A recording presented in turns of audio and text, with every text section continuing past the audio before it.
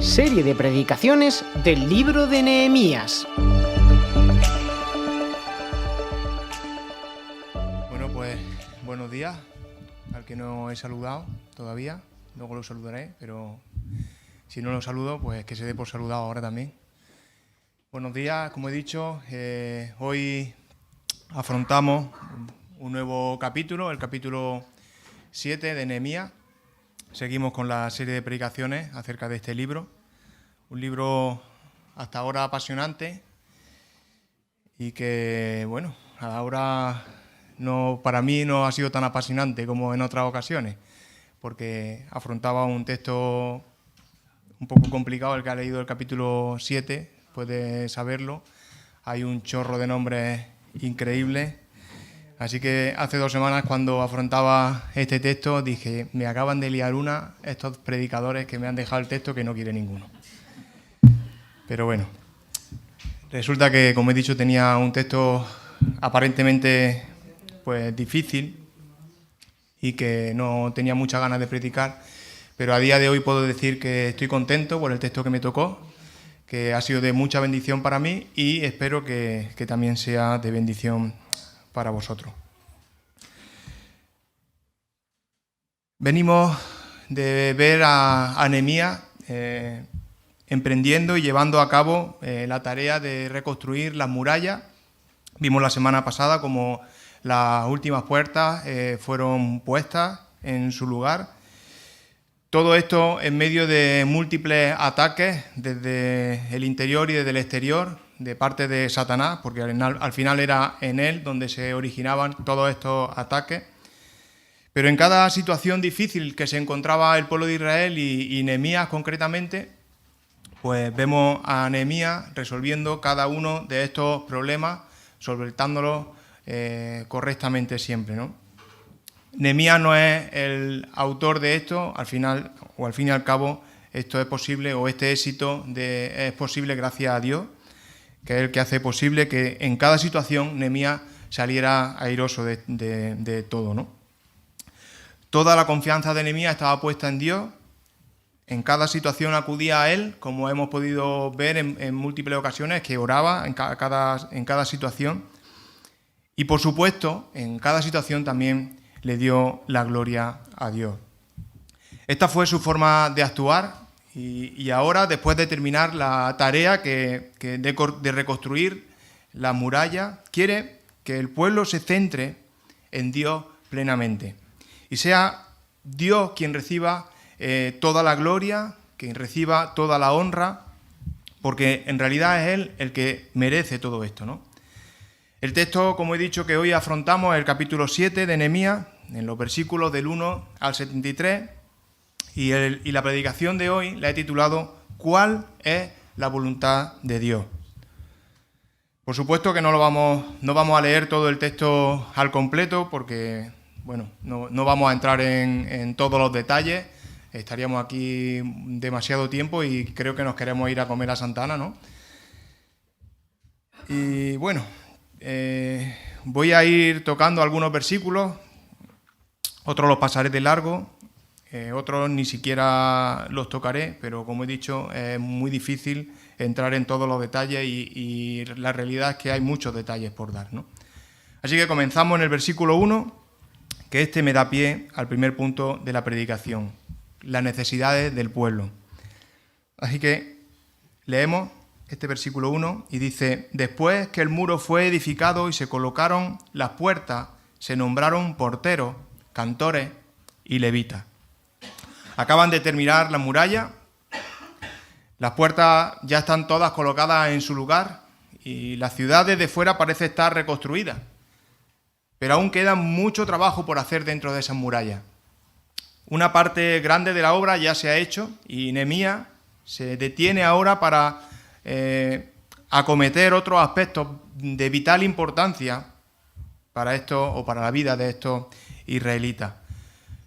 Dice que comienza nombrando porteros, cantores, levitas, cada uno con una responsabilidad específica.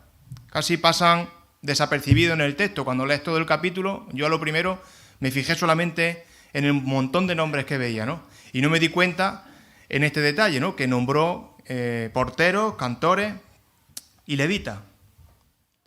Lo curioso es que no los nombra solamente al principio, los nombra en el primer versículo y los va a nombrar también en el último versículo, en el 73. Y esto es curioso, porque si lo dice tantas veces o si lo repite 2 veces, cuando algo se repite es porque es importante, ¿no? Tiene bastante importancia. Y voy a decir por qué. Nehemías está bastante preocupado en que Israel alcance la plenitud física, la plenitud espiritual y la plenitud intelectual. Por eso, primeramente, nombra a los porteros. Esta es la parte física. Protegerse era lo primero.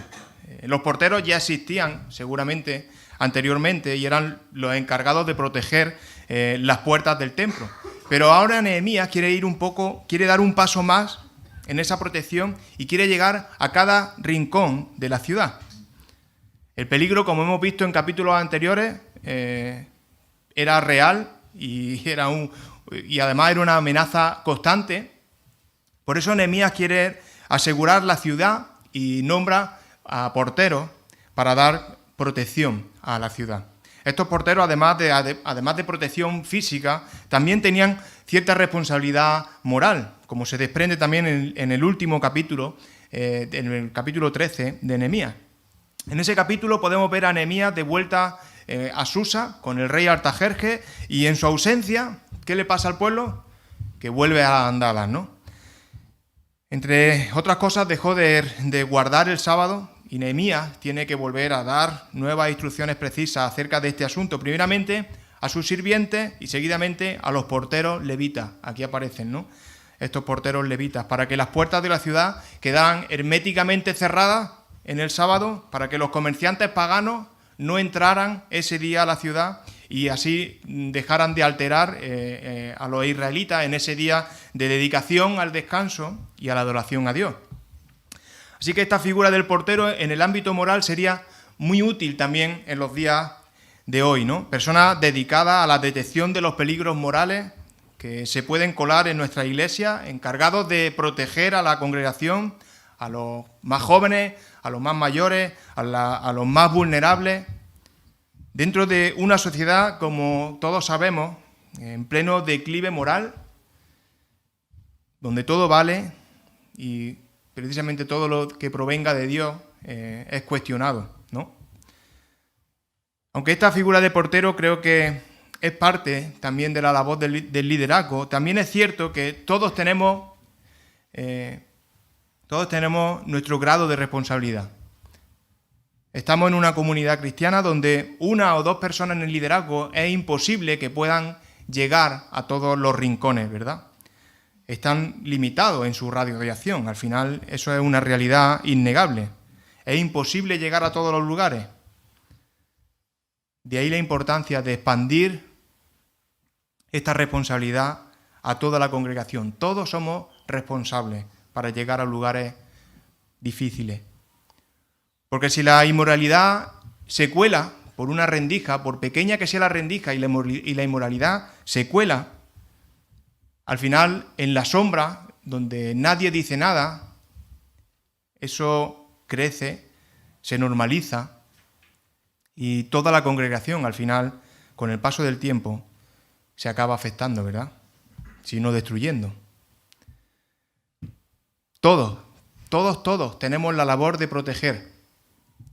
Satanás trabaja muy bien el engaño, ya lo hemos podido ver. Y es paciente, insistente. Debemos de estar en constante alerta, preparados para defendernos de ese ataque constantemente. Y ahora hay además 2 figuras que ayudaron al pueblo de Israel en aquel tiempo y también nos pueden ayudar hoy, ¿no? Los cantores. Nehemías nombró también cantores porque el pueblo tenía necesidad espiritual. Aquí vemos el cuidado espiritual. Necesidad de adorar, y nombró a líderes dedicados a guiar al pueblo en esta tarea. El pueblo llevaba 2 meses en los que solamente trabajaba en la reconstrucción, a la misma vez que se defendía, una paleta en la mano y la espada en la otra, ¿no? y se centraron exclusivamente en asuntos materiales, porque así lo requería la situación, no por otra cosa. Pero ahora hay un alto en el camino. Nehemías se para y quiere que el pueblo recuerde que hay algo mucho más importante que el trabajo y el bienestar. Era urgente asegurarse de que Dios fuera el centro de sus vidas, tanto en el ámbito nacional como en el ámbito personal, en el individual. Nehemías tenía muy claro que no habían llegado hasta allí solo para que el pueblo fuera feliz en aquella bonita ciudad que se estaba reconstruyendo. El pueblo judío y el ser humano fue creado para adorar. No fue creado para simplemente ser feliz y tener una buena comunión aquí, entre nosotros. Fuimos creados para honrar y alabar a Dios. Fuimos creados para tener comunión con Dios. Y si negamos esta realidad espiritual en nuestras vidas y nos apartamos de Dios, la triste verdad es que desfallecemos. Desfallecemos porque nos falta ese alimento espiritual que nos mantiene vivos. Si nos alejamos de Dios, si dejamos de vivir como Dios ha dispuesto que vivamos, nuestro espíritu empezará a notar que le falta el oxígeno. Alejados de Él, la vida es muy difícil. Yo diría que es inviable. Realmente no va a funcionar.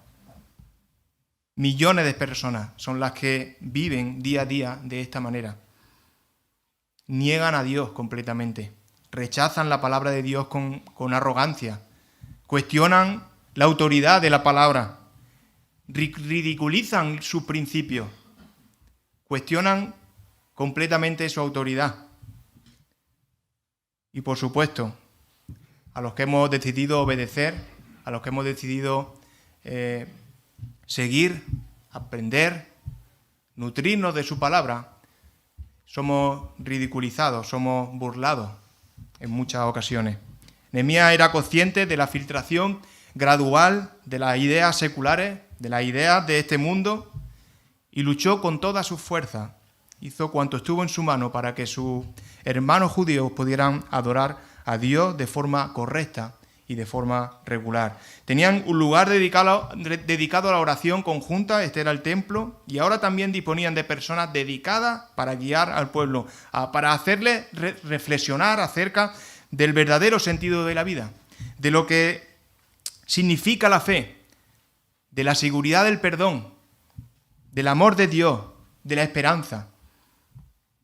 Toda esta riqueza espiritual no era sustituible con dinero y riqueza material. Pero era necesario recordarla porque el pueblo tiene la tendencia a olvidar y apartarse de Dios. Por eso Nehemías nombra cantores para que la adoración en sus vidas sea prioritaria. ¿Tienes tú esta prioridad en tu vida? Piensa en si estás honrando a Dios con tu vida. Esto solamente lo puedes saber tú y, por supuesto, Dios.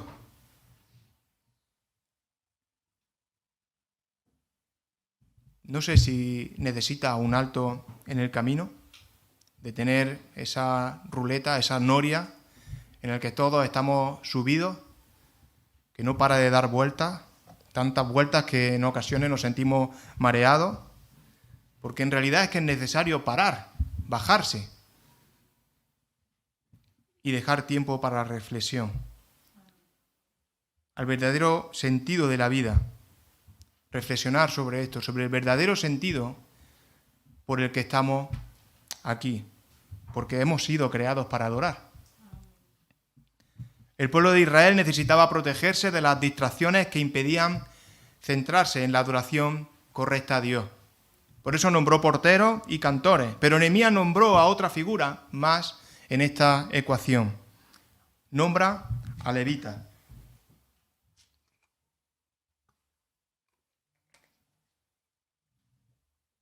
Tenían necesidades intelectuales también.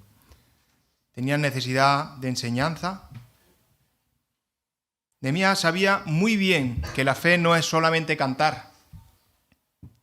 Al fin y al cabo, el corazón responde en adoración y alabanza como consecuencia del conocimiento y la comprensión de esas verdades bíblicas que aparecen en su palabra. Verdades que transforman el corazón y lo impulsa a una adoración al autor de esa transformación, de nuestro Creador.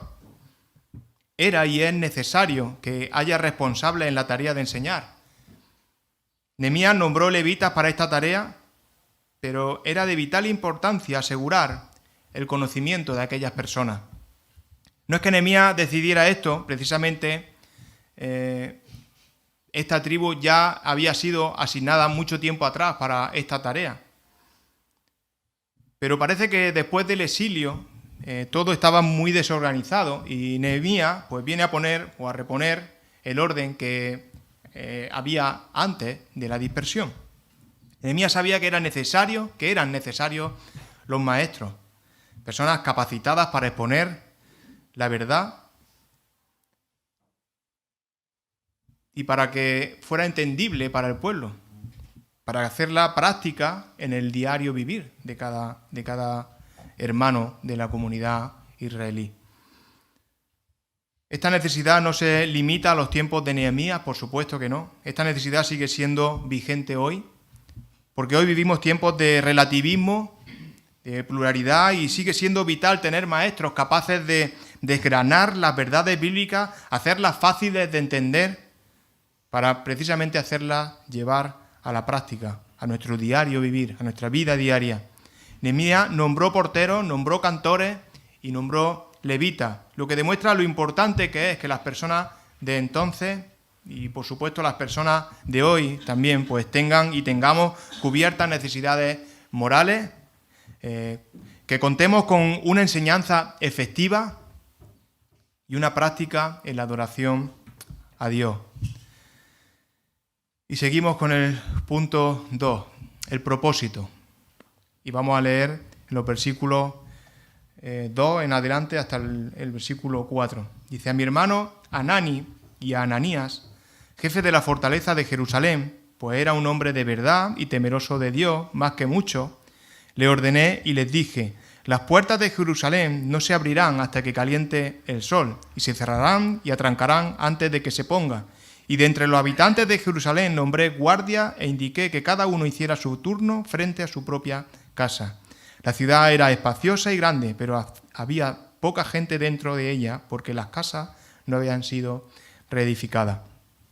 El pueblo judío llevaba mucho tiempo disperso, sin dirección, y dado que vivían pues mezclados con los pueblos vecinos o exiliados, muchos de ellos en el extranjero, estaban muy expuestos al peligro de acostumbrarse a vivir alejados de las buenas costumbres del pueblo judío. Costumbres que intentaban retomar con el nombramiento de porteros, los cantores y los levitas, que operaban en la ciudad, dentro de las murallas. Pero lo que vemos en el capítulo 4 es que la ciudad estaba un poco deshabitada. Así que el propósito de Nehemías es hacer que el pueblo se reunifique y dejen sus negocios, amistades que están en el exterior y que vuelvan a Jerusalén, porque esas amistades provocan problemas en la comunidad. Es cierto que todas estas situaciones difíciles nunca acabaron de desaparecer, siempre estaban mezclándose, y como consecuencia de esto, pues el pueblo volvía a caer una y otra vez. De hecho, tanto Esdras como Nehemías acaba de forma extraña, estos dos libros, ¿no? Pero Nehemías hace su trabajo, ¿no? Y nombra personas ejemplares también en el liderazgo, como tanto Anani como Ananías eran hombres que habían demostrado con solvencia que eran personas adecuadas para ostentar estos cargos, ¿no? Pero lo importante es que eran personas fieles y temerosas de Dios. Es curioso, ¿no?, cómo se centra el autor en esto, ¿no? Eran personas fieles y temerosas de Dios. Esto es lo que realmente importa. De nada sirve mucho conocimiento si ese conocimiento se queda en palabrería, sin acción. Estas personas, sin necesidad de abrir el pico, sin necesidad de hablar, no les hacía falta, porque ya con su forma de vivir era suficiente. eran ejemplos vivos, ejemplos eficientes para la gloria de Dios. Y esto es lo que necesitaba el pueblo. El pueblo necesitaba personas con vidas dedicadas a Dios, que dieran buen ejemplo ante todo y, por supuesto, entregadas a la causa, capaces de llevar a cabo las normas establecidas por Nehemías para llevar a buen puerto este propósito de Dios. Reunificar al pueblo, atraerlo a la seguridad de la comunidad, enseñarlo y guiarlo en adoración a Dios es el propósito de Nehemías y mueve todos los hilos para que toda la maquinaria funcione correctamente. Porque en realidad, aislados, fuera de las murallas, fuera de la protección que ofrece la ciudad, es fácil caer en manos del enemigo. Y eso acarrea consecuencias muy negativas. En primer lugar, al infractor, al que se queda fuera y acaba contagiándose, porque al final acaba siendo desechado. Y cómo no, también a la comunidad, porque al final esa comunidad se debilita. Y pensando sobre esto, me daba cuenta que es un paralelismo con la Iglesia en la actualidad también. Nos enseña la importancia de vivir arropados en la seguridad que encontramos, en la unidad, en la comunión. Es más importante de lo que nos pueda parecer la vida de iglesia. Porque en primer lugar, la iglesia es un lugar seguro, donde nos protegemos unos a otros de los peligros que hay ahí fuera. Y hay muchos peligros. Además, en segundo lugar, es un lugar para aprender, porque hay maestros que enseñan fielmente la palabra de Dios. En tercer lugar, es un lugar para adorar, porque la enseñanza que recibimos nos impulsa a dar la gloria a Dios con nuestras vidas. Un lugar, además, donde poner en práctica nuestra fidelidad, sirviendo, obedeciendo la voluntad de Dios. Al final somos como este pueblo judío, una familia que ha sido creada para iluminar un mundo de tinieblas, un mundo muy peligroso que busca atraparte y que, viajando solo, viajas desprotegido, viajas totalmente desprotegido y eres una presa muy fácil para Satanás. Es mejor vivir dentro de la protección que dan las murallas de la iglesia. Disfrutar y participar de cada detalle que el Señor ha preparado para nuestro beneficio espiritual, para nuestro crecimiento espiritual. Él ha provisto para su Hijo una familia. Y este es el tercer y último punto de hoy, la familia de Dios. Y vamos a leer en el versículo 5 hasta el 7. Entonces puso en mi corazón que reuniera a los nobles, a los oficiales y al pueblo, para que fueran empadronados según su familia. Y hallé el libro de la genealogía de los que habían subido antes, y encontré que en él se había escrito así: estos son los hijos de la provincia que subieron del cautiverio, de los que llevó cautivo Nabucodonosor, rey de Babilonia, y que volvieron a Jerusalén y a Judá, cada uno a su ciudad. Ellos vinieron con Zorobabel, Jesúa, Nehemías, Azarías, Raamías, Naamaní, Mardoqueo, Bilsam, Misperet, Bilgai, Nehum y Baana. Bueno, el texto sigue con el registro de las familias que regresaron del exilio. Y no, por supuesto no lo vamos a leer todo, pero quiero haceros ver la importancia de esta lista. Esta lista fue importante en su día y esta lista también es importante para nosotros hoy.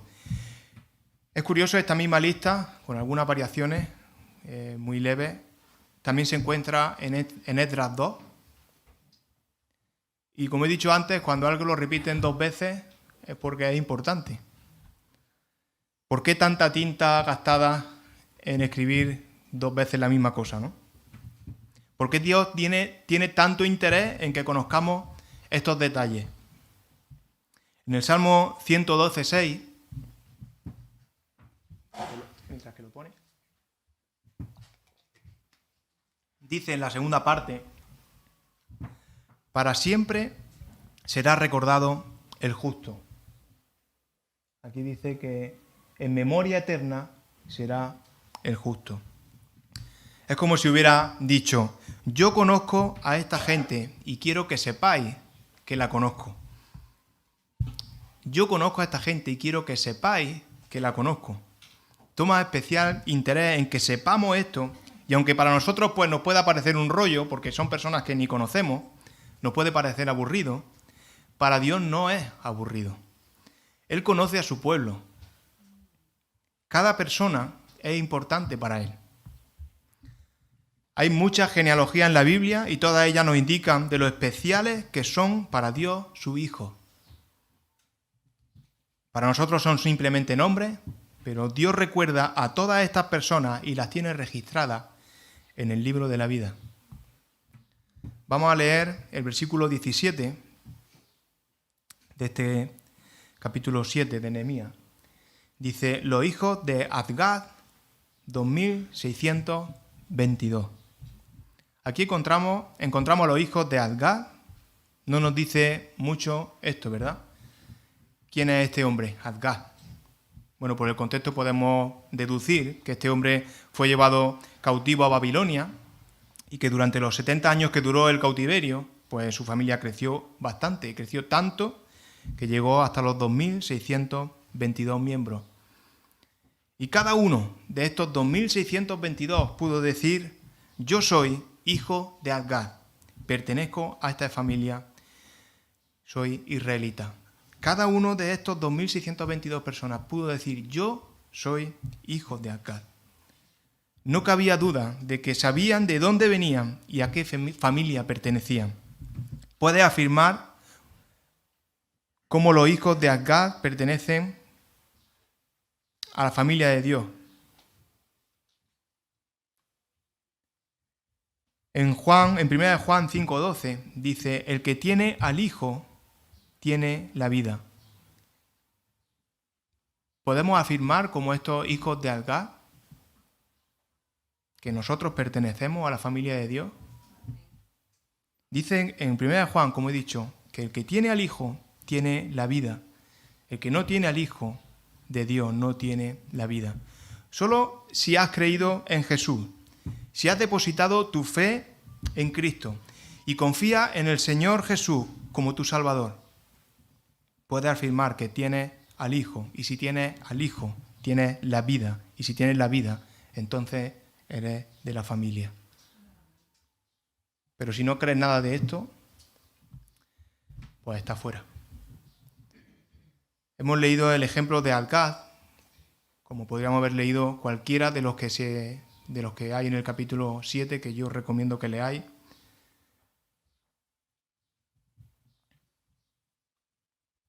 La idea es que si no reconocías a tu antecesor, estabas fuera. Y estas personas reconocían y por eso entraban. Si no reconoces la obra redentora de Jesús, estás fuera. Esa no es tu familia. Esta no es tu familia.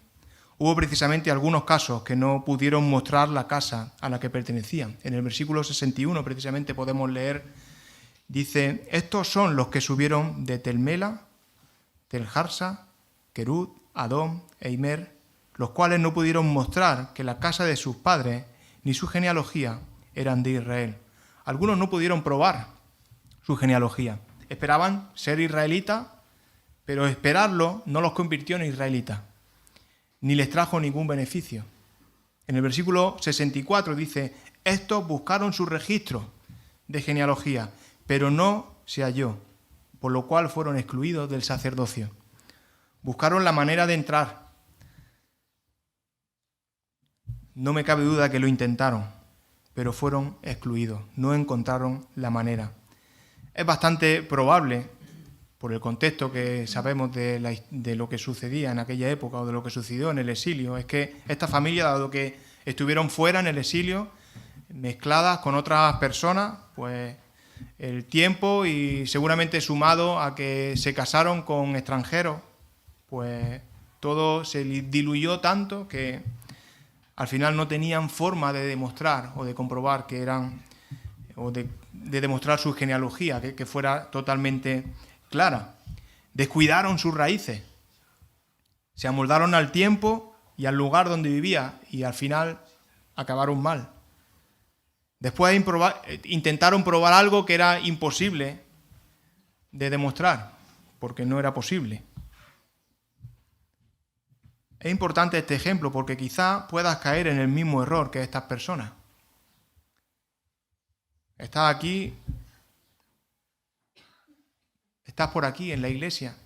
Quizá naciste en el seno de una familia cristiana, quizá has venido después, vienes de vez en cuando, te gusta venir porque estás a gusto y esperas algún día pertenecer. Pero bueno, luego fuera de aquí, pues vives una vida amoldada al mundo, dejándote llevar, dejándote arrastrar, permitiendo que esas pequeñas cosas se vayan diluyendo en tu vida.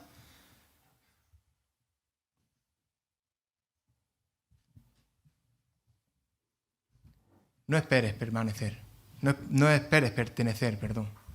No dejes este asunto en el aire, como hicieron estas personas, dejándote llevar, pero queriendo, pero un pie aquí, otro allí, ¿no? Reconoce a Cristo como tu Salvador. Confía en Él. Deja tu vida en sus manos, sírvele. Dios te va a reconocer como su hijo. Lo va a hacer de forma inmediata. Y Él te va a recordar, como lo hizo con cada uno de aquellos israelitas en aquel tiempo. Dios quiere que pongas límites en tu vida. Quiere que vigiles tu caminar, que no descuides tus caminos. Él quiere que nutras tu corazón y que anheles su palabra. Él quiere que la busques y que la estudies. Y al final esto va a desembocar inevitablemente en un corazón que lo busca para adorarle, que lo adora en espíritu y en verdad. Porque te habrás dado cuenta de que perteneces a la gran familia de Dios. Esta es su voluntad para nuestras vidas. Hermano o amigo, no pierdas el tiempo. Aún puedes formar parte de esta familia, si aún no lo eres. Amén. Señor, gracias por tu palabra. Gracias porque nos recuerdas, porque no somos ajenos a ti. Gracias porque a pesar de los millones de personas que viven en este mundo y los que han vivido a lo largo de la historia, tú te acuerdas de nuestros nombres y tú nos tienes escrito en ese gran libro de la vida, Señor. Gracias porque nada de esto es por ningún valor nuestro, sino que es gracias al sacrificio de tu Hijo en la cruz, que nos sustituyó porque no somos merecedores de nada, pero tú nos amas y nos amas hasta un punto que nosotros pues no podemos llegar ni a comprender. Pero gracias, Señor, por tu fidelidad, por tu amor, por tu misericordia. Y te ruego, Señor, que a estas personas que hoy me han escuchado, que aún no son hijos tuyos, que ellos puedan entregar tu corazón, su corazón a ti, y puedan formar también parte de esta gran familia. Amén, Señor.